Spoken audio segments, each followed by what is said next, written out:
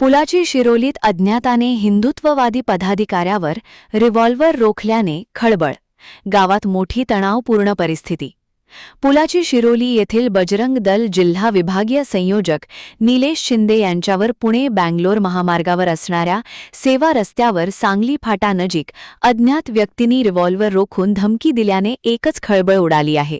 याबाबत पोलिसांकडून व घटनास्थळावरून मिळालेली माहिती अशी की गेली 2 दिवस पुलाची शिरोलीतील 2 मुस्लिम तरुणांनी हिंदी मुलींचे लैंगिक शोषण करून, चित्रीकरण करून, ब्लॅकमेलिंग करून लव्ह जिहाद केल्याने गावात तणावपूर्ण वातावरण आहे.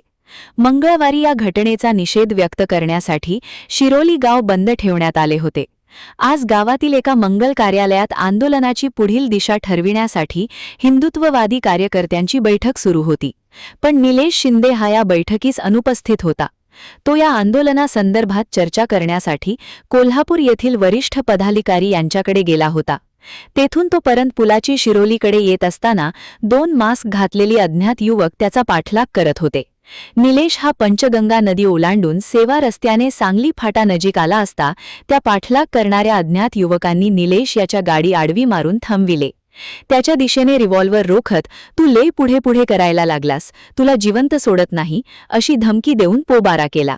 ही घटना निलेशने तात्काळ शिरोली MIDC पोलीस स्टेशनला कळवली. पोलीस तात्काळ घटनास्थळी दाखल झाले. यावेळी निलेश हा प्रचंड भयभीत झाला होता. ही बातमी पुलाची शिरोली येथील सकल हिंदू समाजाच्या बैठक चालू असलेल्या ठिकाणी समजली. यानंतर ही बातमी वाऱ्यासारखी शिरोलीसह पंचक्रोशीत वाऱ्यासारखी पसरली. काही कालावधीतच हजारोंच्या संख्येने जनसमुदाय पोलीस स्टेशनला जमा झाला.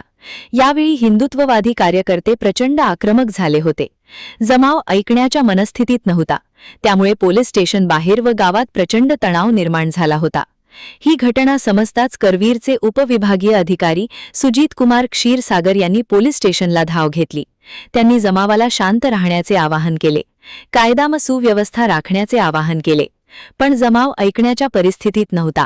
त्यामुळे पोलिसांची जादा कुमक व जलद कृती दल व दंगल नियंत्रण दलाला पाचारण करण्यात आले. त्यानंतर जमाव पोलीस स्टेशनमधून निघून गेला.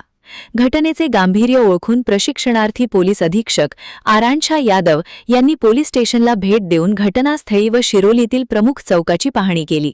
महान कार्य न्यूजसाठी विद्याधर कांबळे, पुलाची शिरोली.